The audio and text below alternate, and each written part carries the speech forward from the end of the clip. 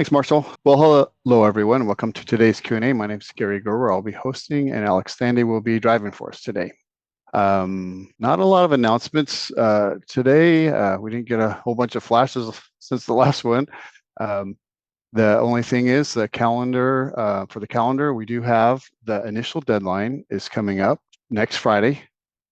And we're hoping that everyone can get through their reports and get at least LA approved by next Friday. And then after that, we do have the amendment window that runs for making corrections and such from July 27th to August 16th.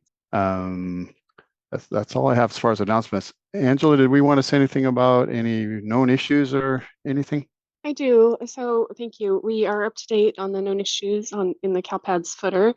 However, we had one that went in yesterday. I think somebody asked about it last week. It's the 1.22 not rendering for some LEAs. That was included in yesterday's release, but we sent it back. So it's now back to sent to developer. So we'll have to wait one more week for that one. That was all of my announcements today, Gary. Okay. And Sean, did you have anything for the CDE office? Oops. Thank you. Thank you, Angela, for the update stuff. Okay. We didn't hear the first part, but I think you said no. No, sorry. Okay. Okay. Okay. So then we'll go ahead and get started. I think I'm going to keep it pretty brief today. So let's go ahead and start reading questions.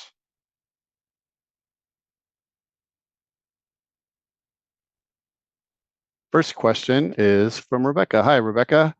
Q1 EO3 report 8.1 is not reflecting accurate information due to the known issue 6909.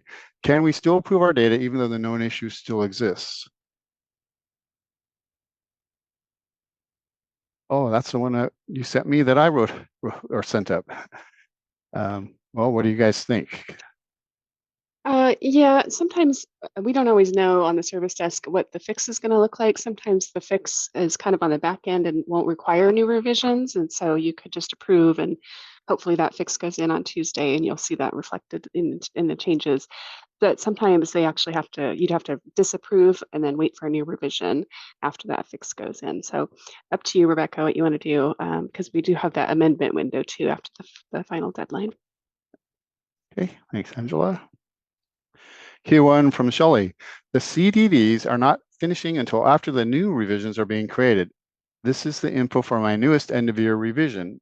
Submission code end of year 4, revision ID, revision create date, 7/17 at 1:49. CDD begin run date this morning at 7:25 and completion date at 1:59. I don't know what it's always a mystery how those things work. Yeah, they're not synced up, Shelley. So what we're finding is that the data discrepancy screen seems to run continuously throughout the day, and so you get results a lot faster there. Whereas you normally get one, maybe 2 revisions a day, where you'll see those CDD updates. So I tend to spend more time on this screen that Alex has up, the data discrepancy, because it is faster there. But we continue to try to tweak it, right, Angela? We work with the developer to see what we can do to improve it. Yes, yeah, those are ongoing discussions, but that's our reality right now. All right. Well, I guess I forget to click these little buttons to answer. Okay. All right. Question 1 from Ethan. I've had some requests to generate new SSIDs for students preemptively so that they can get added to the SWED data systems for evaluation and services. Any recommendations for what enrollment start date we should use when doing that? Can we use the first day of school for 24-25, and will that allow SWED teams to submit SWED data without the GR5? It's my understanding that you should use the first day of school as your start date, and it would allow you to submit SWED data. Right. You can send up any meeting information or pending meeting information. You can send up status records as long as the status is not eligible and participating. And then once school starts, that would be the plan effective start date as well. That should coincide with that enrollment. Thanks, Dominic. Okay, question one from Sonoan. Getting a CERT 123 for a few students with the CTE 153. I checked the course group master combos and it looks like they're good, but they're good there. But I do know that the students are taking 2 periods to meet the CTE hours in 1 year. How can I resolve this? I also do we have an issue on the CERT 123? I'm not sure if that's coming into play. I don't think so. Don't think so? Okay. Mm-mm. This That one's is hard one for we may us. have to look at. Yeah, that's we'd like to take a look at the data. So that one might be better for a ticket. Yeah. All the ones that I've received that I've looked at have been able to resolve just by looking at it. But as Angela said, if we have a ticket, we can usually get this resolved pretty quick. I would ensure just the completer record is there for the completer course, and the completer record is there for the student for this academic year. Because it looks like they're trying to classify the student as a completer, but yes, I do agree that a ticket would probably be best. And Okay. Alex has the valid code combination document up, which is the other piece of information you'll need if you filter on 153. What's the tab name, Alex? Course group master combo. Yes. One thing to note on this, because I had a ticket recently where it appeared to have the right code, but they had this CRSE record. They hadn't. They assumed that was all they needed. They didn't put the course completion record in for end of year. And so that's what they were missing. And so I mean, there's a lot of little things. Yeah, and CERT 123 also it has to be a capstone course, right? That column. Yes. Yeah. So Alex, if you could just filter on that column too. That's what she did. So Oh, does okay. the school where you complete the course also is where you say they're a completer at? Does that have to link up to school of attendance? So a couple things to check, make sure that that's why the ticket's good, because there's a lot of little things with this one. Yeah, the capstone course is probably would be my hunch is that it's not the capstone course. Yep. Agreed. Next is a Q1 from Anonymous. We are waiting to certify the end of year 3 to see if a senior completed their summer schoolwork. The information is expected to come in next week. All of their information is already in, reviewed, and approved. Should we wait until next week to see if the information comes in, or should we certify end of year 3 with an understanding that changes can be made in the amendment window? Well, I think this is one that's up to you locally, because there is always the amendment window if you're worried about meeting the initial deadline. It's a local decision. Yeah, we agree. Gary. Q1 from Swanzetta. Just confirm deadline for SCSE. Was it June 28th? Is there an extension? Thank you. Not sure what that acronym is. I don't know either. Sorry. Is that the for differentiated assistance milestone? Maybe, I don't know. I had a ticket, Sean, that I sent up your way last week about something about the Golden State Merit Seal and citing that date, June 28th. And I didn't know what they were talking about, so I sent it up to CDE. State civil engagement. They extended that deadline. That was last year's deadline, I believe. There's a flash on it. And Angela, if those got sent to me, then I forwarded it to the person in our office. Yeah, I think I just put it in the generic CDE queue. I didn't call you out. Yeah, so I've been assigning some things today, because we had the all staff meeting. But it's in the flash for that one right there. Yep. Thanks, Alex. Oh, there it is. SSE. Yep.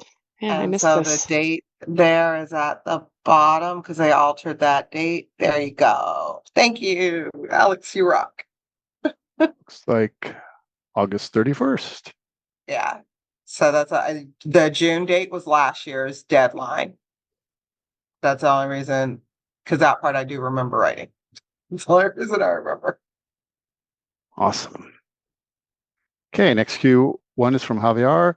Would a suspended expulsion or stipulated expulsion still be reported to CALPADS as an expulsion? We have a couple students with one in each case.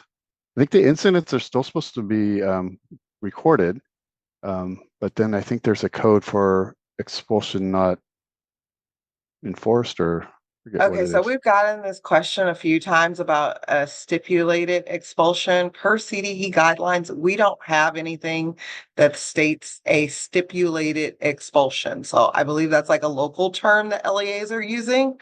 And so you're going to need to look to see what your guidelines are around that. Again, we don't, unless it's an actual an expulsion, then that's when you report it to us.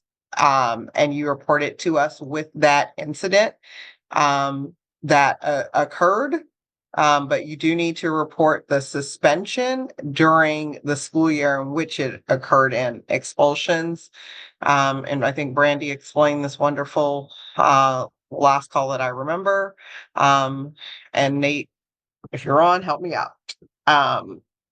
The expulsions can be reported within a certain time frame, like in the next school year. If it carries over, there's some type of CALPADS logic that will sort that out.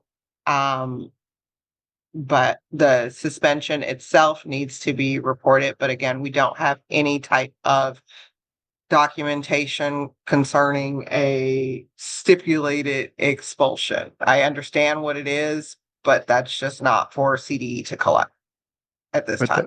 But the suspended expulsion, they can use that code 100, which Alex had pointed out right there from that FAQ. Absolutely. Yeah. All right. Kind of a follow-up for Shelley's Q1. She updated a record before 8. Oh, this is for the DDs. Updated a record before 8 this morning to clear an error. I've been refreshing all day, and it has not basically updated yet. Should I create a ticket for this? I don't think so. Like I said, we know that they are out of sync, and I grabbed your ticket, Shelly. So I am doing the same thing as you. I've been watching that DD screen. It finally did update. So I'll take a look at it after this call and make sure that everything cleared up as expected.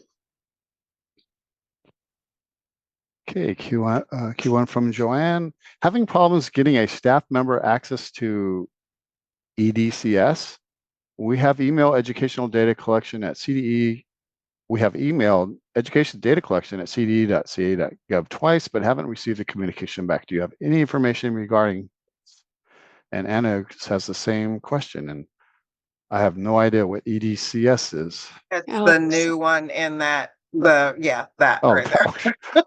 I guess I should read that flash. It's okay. It has a whole lot of acronyms in it. And I am checking right now. I don't think my mouse. I think I need some new batteries. And I'm sorry, what were the names on the tickets? This was Joanne Rowland and Anna Hernandez. Joanne, I see yours. Anna, I see yours. It looks like it has a reply. Joanne, I'll go ahead. It's an email, so I'll try and forward this to who it needs to go to directly. Okay, so you guys get that.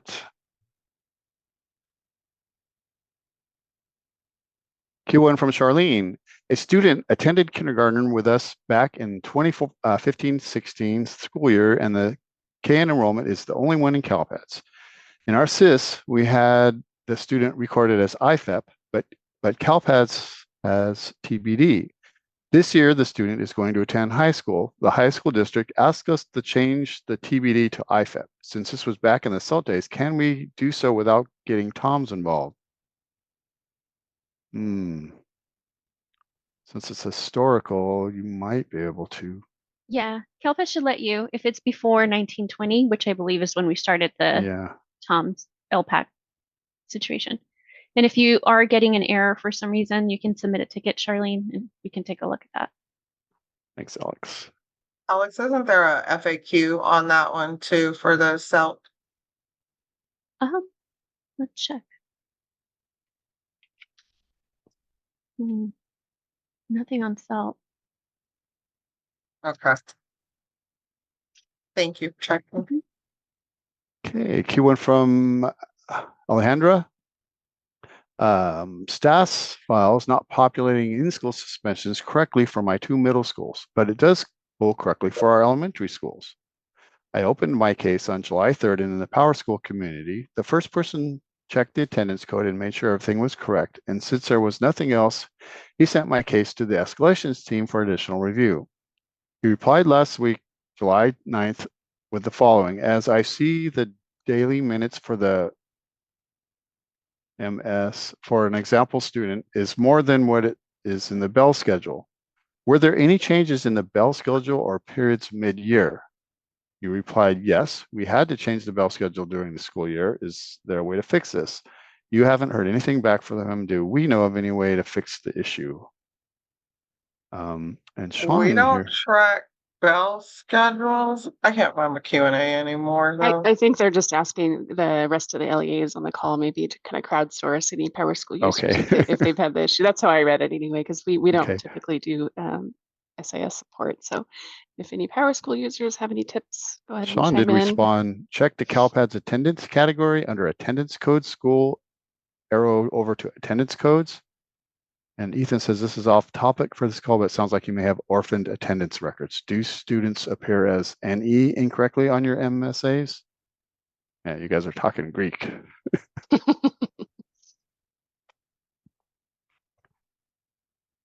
Okay, question 1 for Larnie. Question on Cert 81 and Cert 99.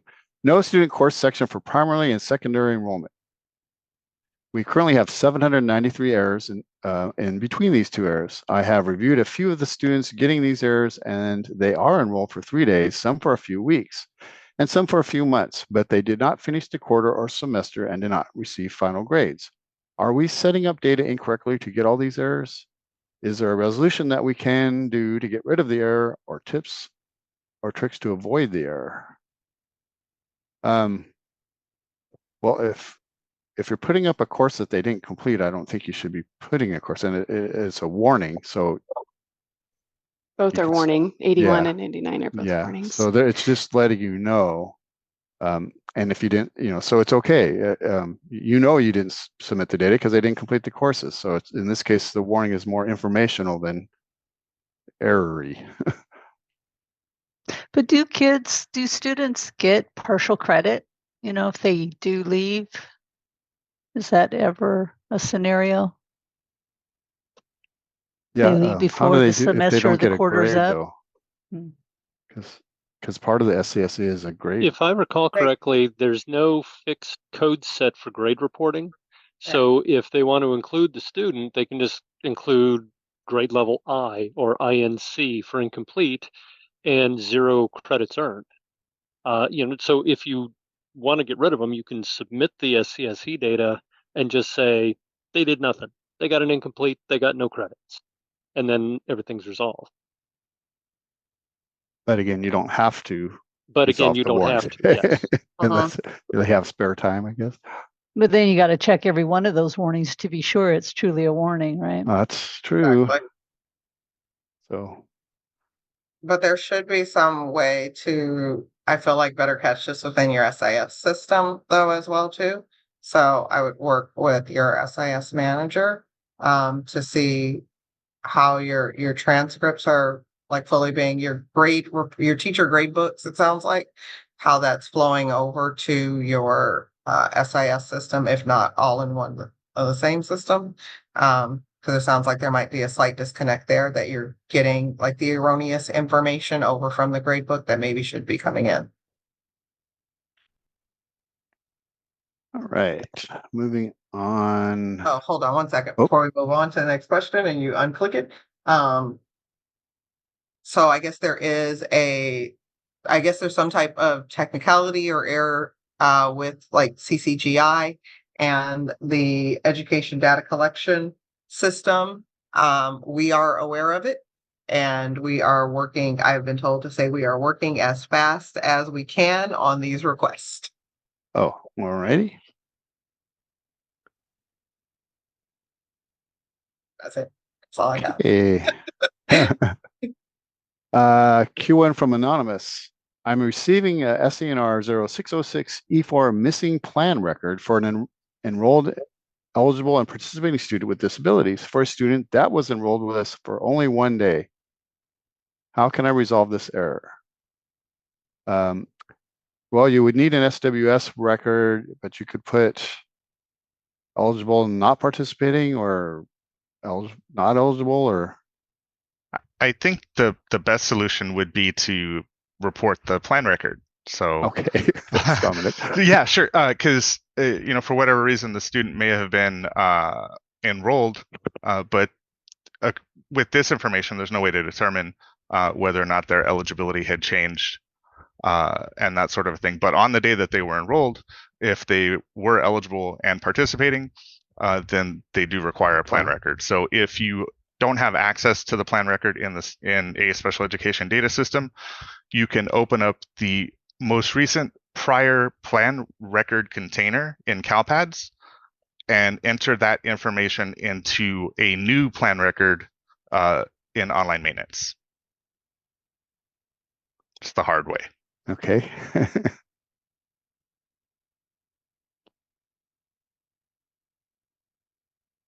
Okay, awkward pause while we wait for another question.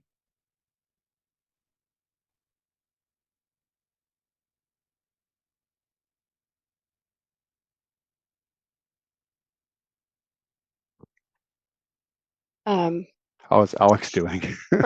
For my team, did you guys take a look at Kyron's email message about the Cert 97 errors?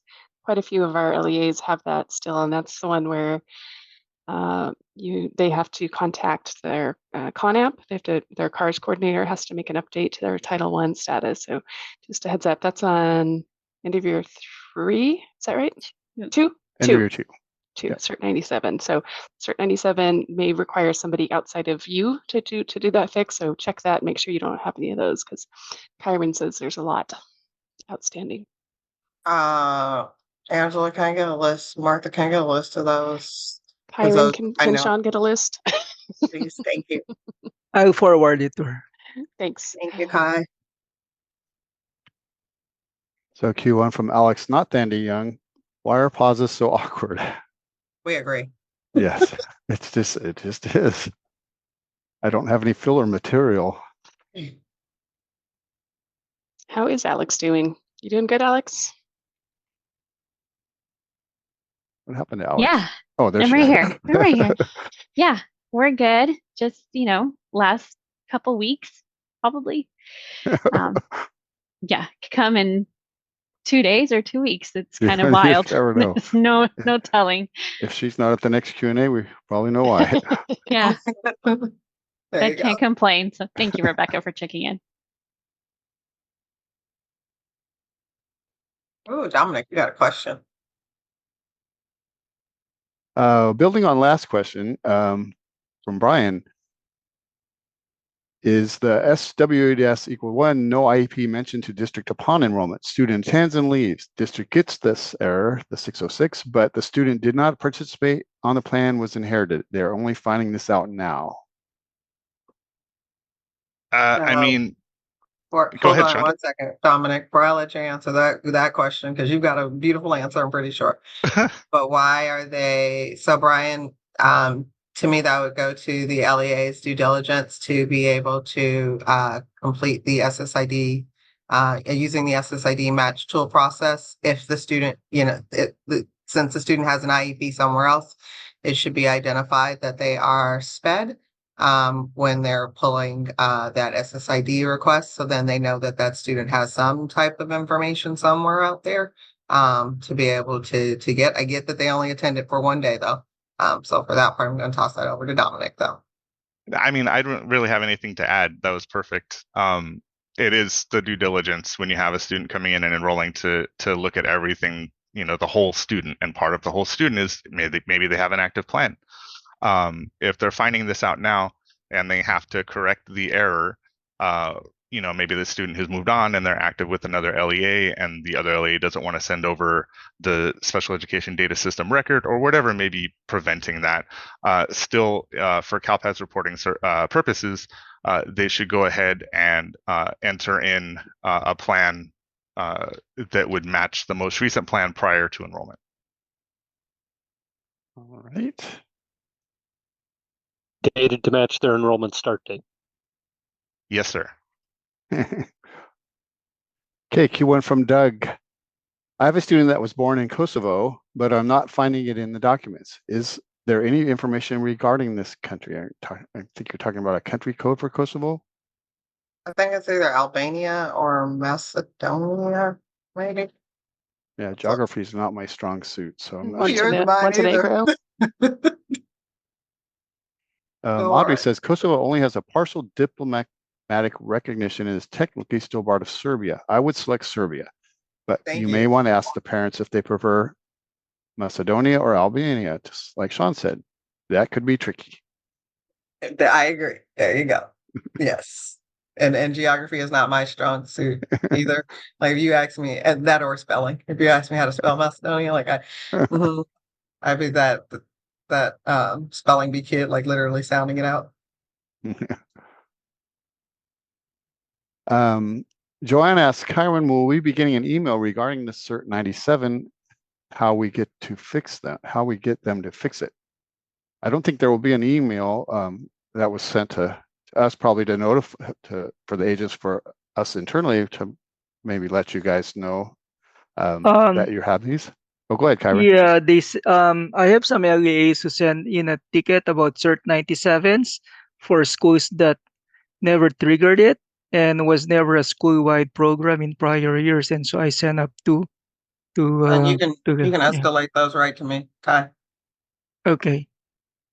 Thank you. I also have a blurb that I can post in the chat on how to fix that, so I'll do that in a second. Awesome. For a warning, if your ticket is getting escalated to me, I promise you I'm going to ask you for your CARS coordinator, their information, and also if you can include the allocations page. It's not the authorizations page. Looks very similar. Most people send me the wrong page, and we delay about a day and a half. It also has to be certified. Is that accurate, Sean? That's correct. I'm asking for the certified allocations page. Certified, okay. Yeah. Thank you. All right. And Anna's asking, not sure if you saw my comment, to please resend the reply about the EDC. I did not see it in my inbox. A Hernandez at sbunified.org. No problem. They're working on it, Anna. I don't know if they've gotten it yet, but yes.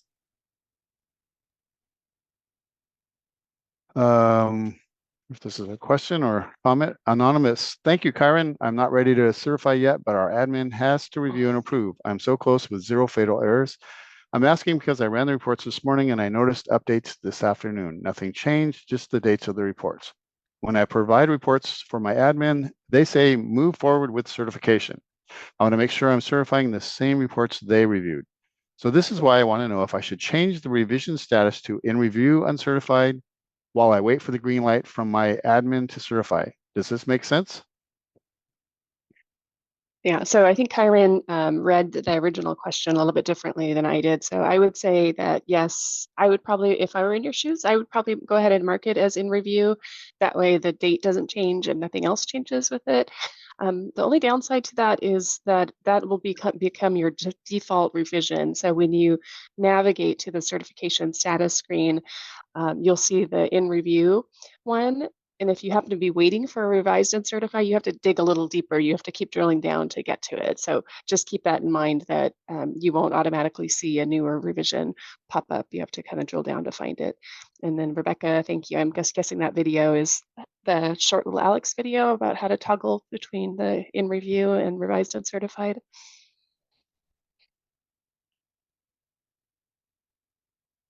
Right. Well, we killed 9 more minutes. We still got 29 to go.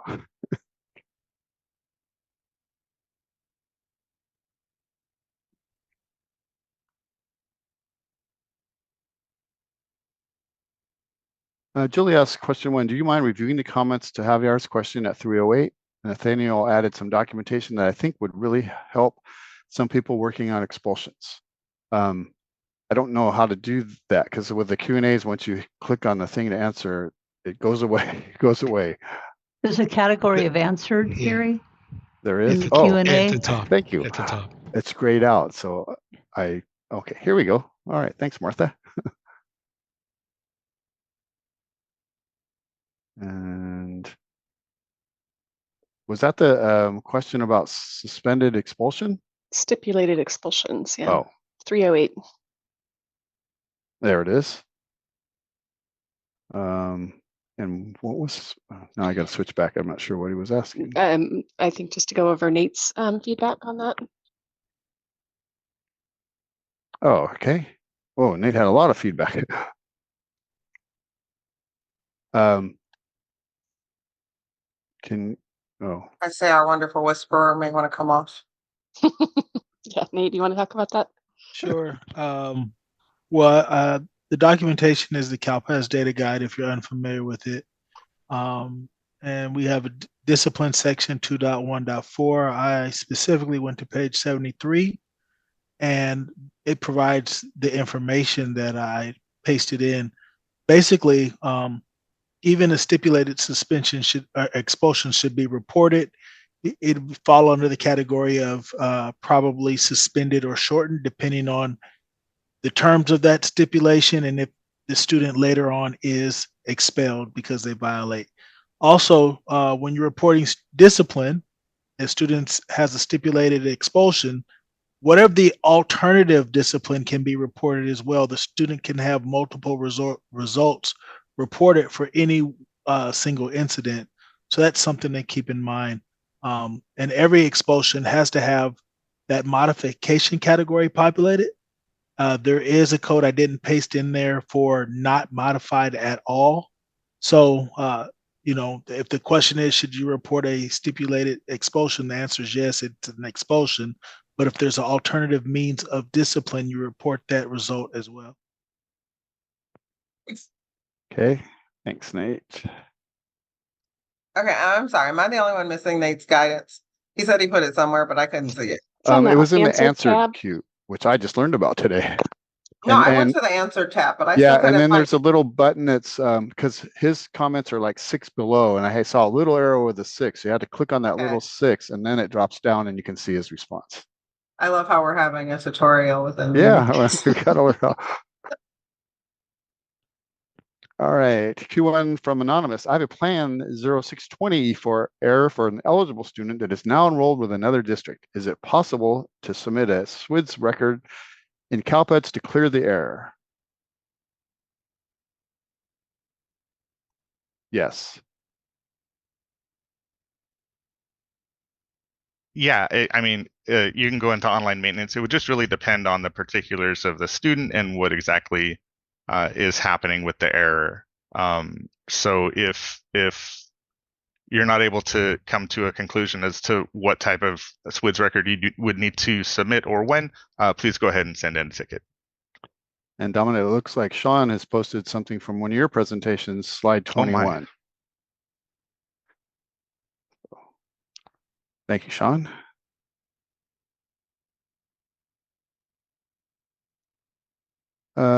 Brian says context of Q1 was made up, but was curious to see answer.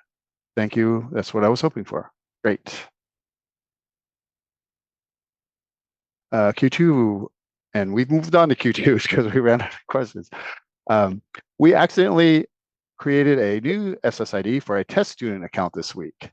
We N470'd the record, but since it was the 9th grade, we are inevitably going to have a 4-year cohort dropout for this record. Is there a reason the N470 doesn't remove a student from the cohort? They do count an N470 as a dropout? I was going to challenge Ethan to test that theory. I don't think it will pull into the cohort, but you could check that today because we do allow you to check future cohort years. So check the, and Alex is navigating there now. Check the 4 years from now cohort, whatever grad year that is, and see if that N470 student is on there. Because I know there's the presentation we do, and I don't remember the N470 being one of the ones I don't know listed. that we'd call it out necessarily, but if they only had one enrollment record ever in CALPADS and it's an N470, I would think that the cohort report would probably ignore it. Yeah, that's what my thinking is. They can also add a new line with a different grade level and then delete the 9th grade. Well, that's a workaround, I suppose. Yeah.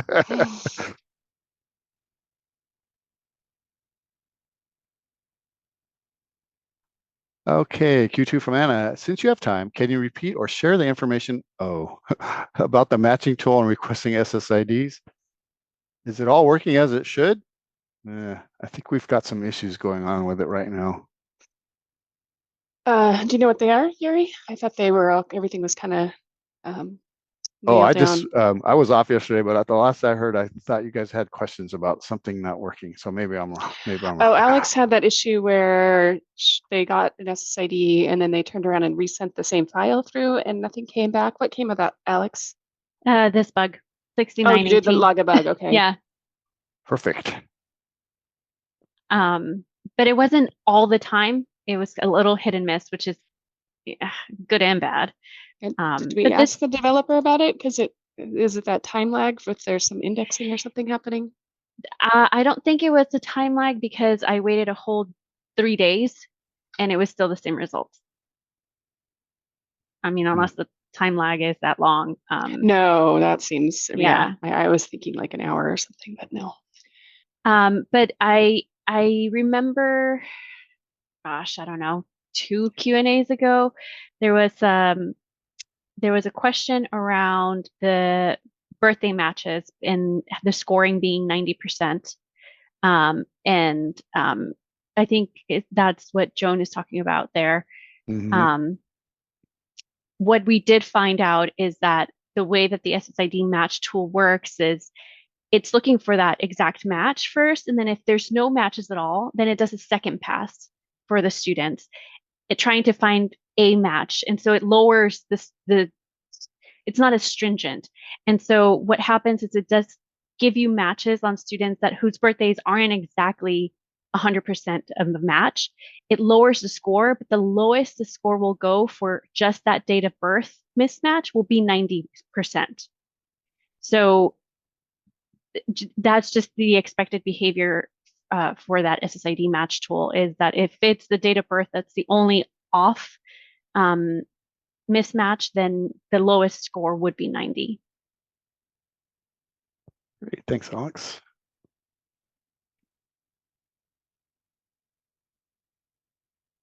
Okay. Susan, not sure that's must be the district or something. Anyways, Q1 from Susan. I heard someone mention the CCGI earlier in the meeting. I'm wondering how CALPADS and CCGI integrate already or may do so in the future. We don't integrate. LEAs will be sending data directly to CCGI. Unless, Sean, do you know something else? Nope, you answered that one beautifully, Martha. Thank you. Okay, Q2 from Charlene. I had a ticket in for this question, but since we have time, I thought I'd check it again. For socioeconomically disadvantaged students, if the first parent is not a high school graduate and the second parent has no blank education level, is this student still considered a SED? No blank does not equal decline to state. We don't allow Shirley? nulls and blanks for the second guardian. So if the second guardian has a name, you have to have a value. You have to either be declined to state or something else. We don't allow null and blank. If the second parent guardian has no names and also the parent ed level is blank, then we don't use that record at all.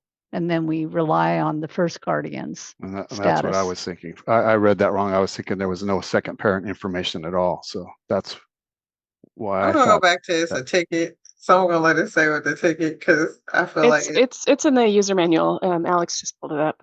And then we have Yeah. a matrix on it. I'm gonna go with this a ticket, and I still want to see what they Okay. actually mean. So yeah, we're gonna leave that one as a ticket. All right, Sean. We'll work on the ticket. When she says it doesn't mean a single parent. So yeah, we'll work on the ticket. Q1 from Anonymous. Why is the birth city and birth state optional? I get that not all countries have states, but for example, if a student was born in the US, why is the state and birth city not required?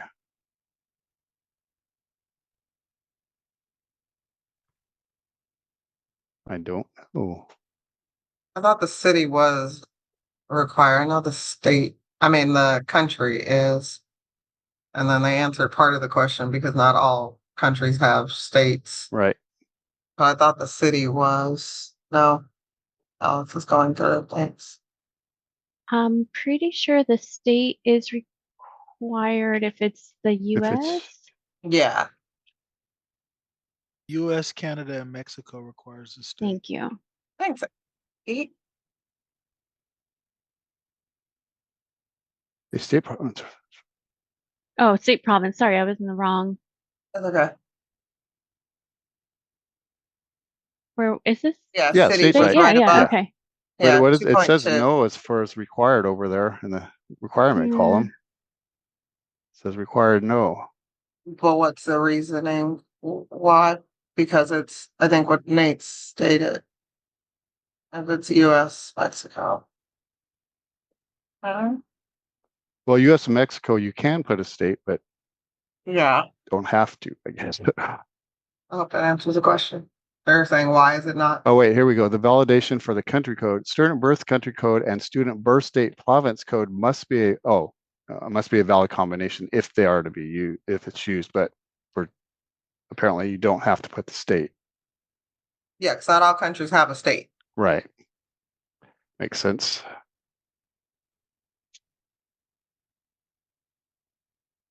So Anonymous, I hope that answered your question. Yeah.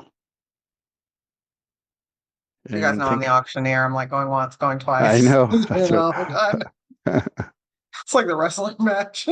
Yep. Well, I know we had a lot of meetings today and we're a little backed up on tickets. So if you want to give us 15 minutes back, we'd be happy to take it. Same here. All right, I guess we'll go ahead and call it then. Thanks, everybody. We'll be back again next Wednesday at 3 o'clock.